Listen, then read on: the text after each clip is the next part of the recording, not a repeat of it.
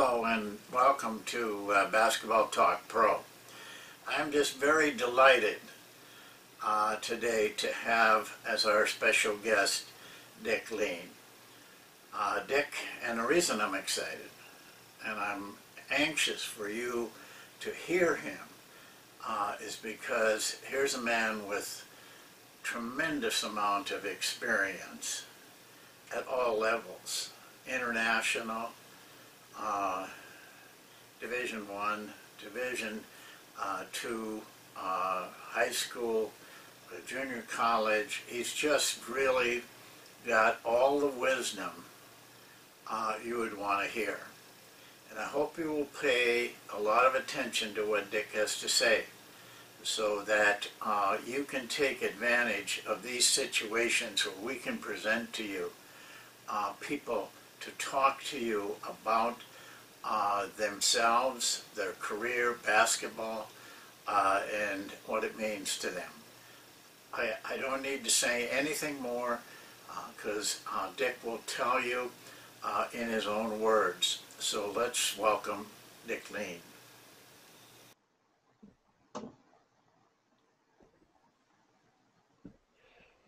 Hello, my name is Dick Lien, and Ron has asked me to do a presentation, and I'm more than willing to do that. I'm a longtime coach, as you can probably see by looking at me, that I've been in the business a long time. However, I did not coach this past year. I don't necessarily recommend that, but this past year has been a year in which I was able to sort of sharpen the saw, as Stephen Covey would say. And a big part of that sharpening of the saw, trying to get better as a basketball coach, had to do with Basketball Talk Pro. I have gotten into the good habit of transcribing, handwriting every Basketball Talk Pro video that Ron has done, and I think I've got 3 or 4 large notebooks filled with Video Talk Pro word-by-word notes, and I think that has been one of the best things that I have done from a coaching standpoint is that I can remember is being involved with Basketball Talk Pro. Now, I don't always agree with some of the theories that Ron has, but they certainly do give a person thought, and I have been extremely lucky to discover Basketball Talk Pro. In addition, the measuring basketball performance course I've taken, and I thought I coached for many years, and I thought I could take the stat sheet and pretty much put together a scouting report off the stat sheet. And in some cases, I could. When the three-point shot came in, and number of free throws taken, and all of those things add into a profile for the team and the players that on the team. But measuring basketball performance took it to a new level, and I have been really interested in exploring the statistics side of basketball.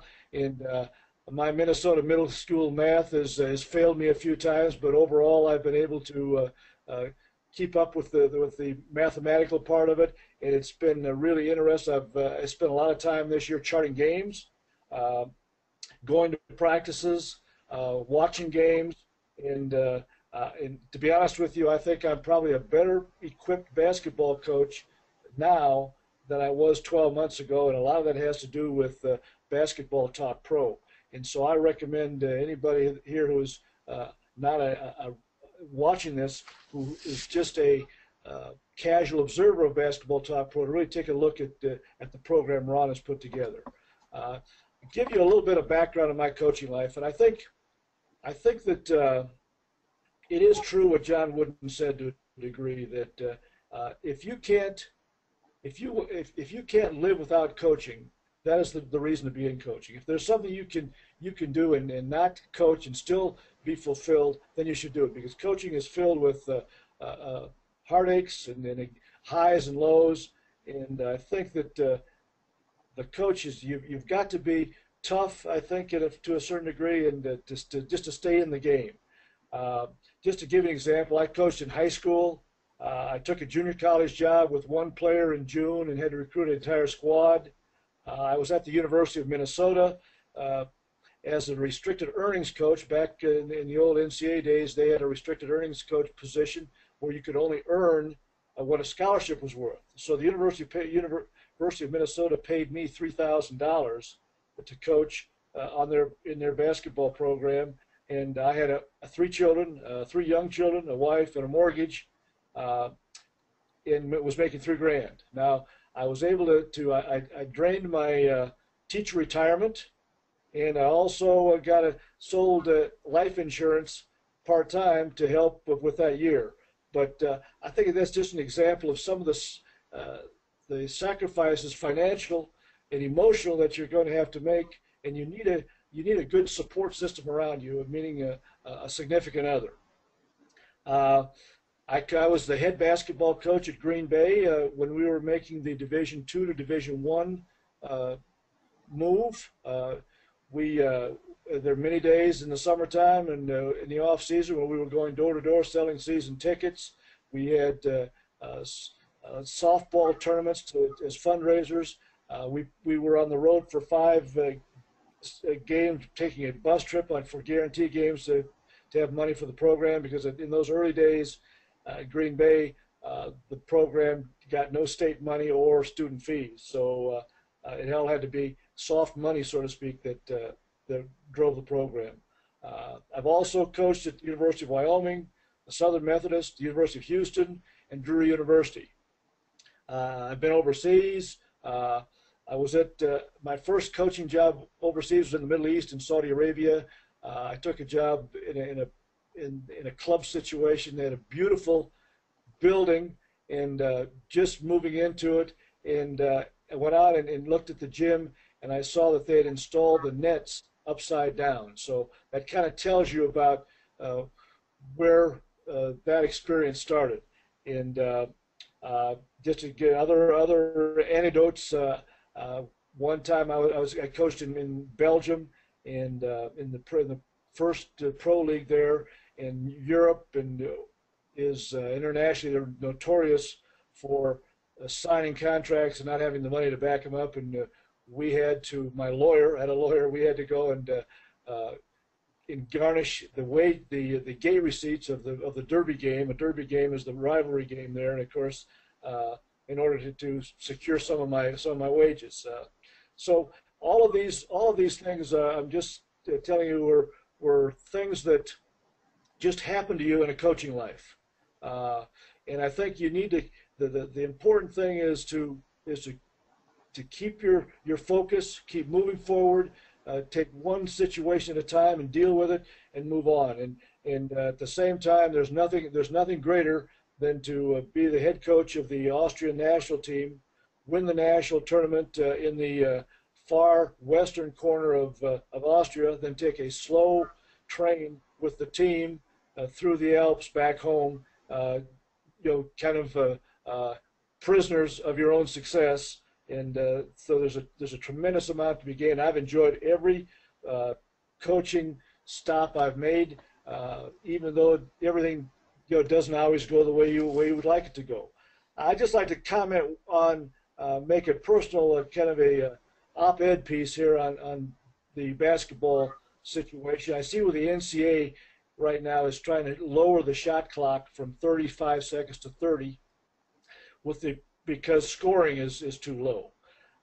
My personal thought on that, and I'm going to be controversial, I'm sure, is that I believe that the reason that scoring is down is because of the increased physicality of the game. The game is gotten so physical, and I believe that you take the Kevin Love situation, where he dislocated his shoulder. I think that was a situation where the physicality is being taught that way, and it is being allowed that way. I don't think the game is being refereed the way it was the rule book states. And I think one time now the game went from they allowed the grinding and the pounding on the inside because it was disadvantage advantage situation, no foul, no type thing, and nobody's getting an advantage. But now they've allowed that physical play to go out on the perimeter, where now you see almost hand-to-hand combat on the perimeter, and I don't see where basketball is served when a driver tucks the ball under his arm as if he's in a football gauntlet drill to get to the rim in order to make a play. And I'm going to also say that I think that one of the reasons for this is that basketball coaches have given up a portion of their leadership and their authority to the strength industry. I think that the strength coaching industry has come in, and they have kind of hijacked to a certain degree and have made it so important to have physical play, to have stronger players, WWF type guys that can play. And what has happened to the game is that has become more physical, more body-on-body contact, that slows the game down, less speed and quickness involved in the game, and the result is that the skill needed to play the game is being diminished because of the mugging type behavior on the floor, and the end result is less scoring, less viewership, and a more boring game. And I think if we could go back to the way the game was, go back to the rule book, teach aggressive play without contact as much as we do, the game would be a better product, and we wouldn't have to worry about the shot clock. Also, I would just want to talk a little bit about working with players. And I think if you break coaching down, you find out that coaching, the very nature of it, is the journey of changing behavior. And we are trying, as coaches, we're trying to take players from where they are to a place they've never been before, and maybe a place they never thought they could get to before. And in that journey, there is a lot of back and forth, and a lot of players don't buy into what you're selling, so to speak. And so it can be confrontational, and I think a key thing in this is the ability to communicate and have relationships. And I'm currently reading a book called Ultimate Coaching Clinic by Pat Williams, who I think was the general manager or maybe the owner of Orlando at one time. And all it is, it's a compilation of coaching thoughts by, well, virtually hundreds of coaches. And they give what they think is important to being to a coach. And there may be probably again 100 different thoughts, but the main thread that I'm seeing are these: the coach needs to have trust, honesty, communication is important, knowledge of the game, being yourself, motivation, discipline. And Tom Landry describes motivation as being prepared. He said, I don't motivate, I prepare, and through proper preparation, we motivate. And I'm going to take an excerpt out of this book, The Ultimate, I'll just hold it up here, I don't know if you'll see it or not, the Ultimate Coaching Clinic. And Red and I think discipline and is a really important thing with your players. And Red Auerbach has a perspective, and I'm going to just read this short thing to you. It says, don't have too many rules and regulations, and don't have them written down. Tell the players verbally, and don't have any specific punishment. Some of these college coaches are stupid. A kid shows up 5 minutes late for practice, and they suspend him for a game. Don't back yourself into a corner and try to show them who is boss. They know who the boss is. Each situation should be dealt with differently. You will figure something out. All suspensions do is affect the team, others, and yourself. And I think that's one way of disciplining. And he gives here's a couple examples that he gives. I think that may be worthy of of noting. Casey Jones was coaching the Celtics. Kevin McHale misses the plane. Casey comes to Red and says, well, how much should I fine him? And Red says, don't fine him anything. The guy's got a wife, 4 children. He works hard. He stays late. Why would you want to? What are you going to gain by fining for $1,000? Besides, now you don't fine. He owes you one. One more, then we'll move on. Red took a team to Asia on a tour, and they were playing games. And he says here, Bill Russell was 20 minutes late. I didn't say anything to him as they were going on a sightseeing tour, but I did tell Cousy this: I'll bet you $20 Oscar Robertson will be 20 minutes late tomorrow. And sure enough, Oscar was. So I called a team meeting. And I told the guys, listen, I'm not your babysitter. We're here to win games and have some fun. From now on, the bus leaves on time. We'll give you a couple minutes if the elevator's grounded, but that's it. We're leaving on time. We didn't have another problem again. So these are just ways in which you can approach your discipline. I think you could probably do anything you want if you have got the trust. And of course, Red Auerbach had the trust of his players. It's kind of like when you hear the San Antonio Spur players are interviewed, and they ask, the interviewer says, well, Pop said this, and the player will say, well, whatever Pop says is what we believe. So, also John Madden, as far as just having a few rules, John Madden, my rules were this, the former coach of the Oakland Raiders: be on time, listen, and play hard as you can. Some of the things I think are important is that every day you need to, as a coach, a head coach or an assistant coach, you need to talk to each player on a person-to-person basis. I have observed, and you probably have too as coaches, that you can go for more weeks without having a personal conversation with the end of the bench of your team.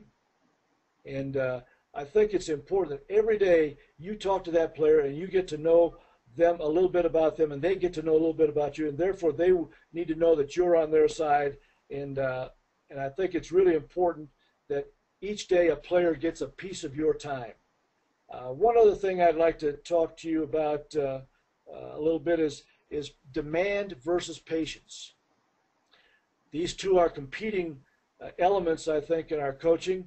You need to have a certain amount of patience with developing your player skills, but at the same time, you need to demand that these skills be improved upon. And too much patience, and you won't move along fast enough. And if you demand too much, you stifle the learning process. So demand and patience, I think, are two really key teaching areas that you need to take a look at. I've been an assistant and a head coach for about the equal number of years. And I think that, and I'm going to talk a little bit about assistant coaches, because I think we're all, whether we're a head coach or whether we're an assistant, we are an assistant to somebody. If I'm the head coach, I am really the assistant to the athletic director of the athletic administration. I answer to somebody. And if I'm an assistant coach, I answer to the head coach. And I think it's really important that every head coach really tries to be the best assistant coach in the country.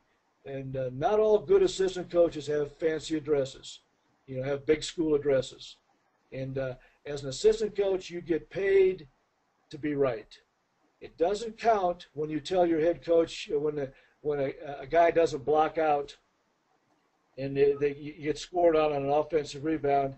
It doesn't pay to tell the head coach says, I told him 1,000 times. Well, if you told him 1,000 times, he still doesn't do it, you're probably not a very good assistant coach. And I think the other thing is you've got to know your craft. And I think this is where some of Coach Ecker's videos come into play, where you need to know the game. And like Coach Ecker says, I think talk to somebody about basketball every week, break down a video every week, read a book every week. Those things in reference to your job are important, because now you've got a background of information where you can be right, because you're paid to be right. You're not paid to be wrong. The other thing is, as an assistant coach, you need to have answers to things, and not just state the obvious. For instance, we're not rebounding. Well, that's the obvious. You need to have an answer. We're not rebounding. Maybe we should put so-and-so in for so-and-so. Maybe we should put an extra player on the boards. Maybe we should emphasize the weak side. We're getting beat on the weak side. We need to get our weak side shored up. Those types of things. I think as an assistant coach, you've got to submit your ego, and you want to do the things that your head coach doesn't want to do, and that's about 70% to 90% of the job, really. So you've got to be in a position that you do the things that your head coach doesn't want to do. And when I worked for John Shoemate at Southern Methodist University, he said at a staff meeting, and I'm quite sure this came from Digger Phelps, but he told us once, he says, as an assistant coach, you want to act like an assistant, but you want to think like a head coach. Now, I thought that was almost biblical in importance. I think the assistant coach doesn't want to be out there trying to make a show for himself, and at the same time, he wants to be thinking like a head coach, so he can do some of those things we talked about before, having answers to problems. Then as far as loyalty, I think that if you're an assistant coach, there will always be people trying to get at you and get you away from the head coach and say, why aren't we doing this? How come so-and-so's not playing? All those things. And I think that sometimes assistant coaches, you may agree with them, but there's a conspiracy in being silent and not supporting. I think no matter what your personal thoughts are on a certain issue, you've got to be loyal. You've got to be vocally loyal and support the head coach in all things. And he also, I think you've got to be in a position where you can clean up after the head coach. I think, and I've been in certain situations where I've had to come behind and explain to a player just what the coach meant by what he said, why we were doing what we were doing, why a player wasn't playing as much as they were playing in the wrong position, that type of thing. As assistant coach, I think you've got to be available 24/7 for the players. I never left the gym if there was a player after practice or got there or was late to getting to practice. If a player was in the gym, I would stay and rebound for that player until they were done. I never left after practice. I never walked out of the gym if there was one player in there still working on their game by themselves. To get Mark Workentine, who was the UNLV assistant for Tarkanian, now I think he's one of the with the New York Knicks in some capacity. Mark said one time that when they were with Vegas, it was his and the assistant coach's job for 21 hours of the day to get the team on the floor for 3 hours of practice. So I think that's probably that's a good thing for it. There's no time when a player doesn't show up that assistant coach shouldn't know why he wasn't there, even though the head coach may not know. Casey Stengel, manager of the New York Yankees and Mets, said one time that one of the keys to managing is keeping those who hate you away from those who are undecided. So there may be some truth to that. I'd like to finally finish up here with, I was at Drury University 2 years ago, and this past year I resigned. I was asked to come back, but just for reasons had nothing to do with the team or the program or anything like that, decided to move on.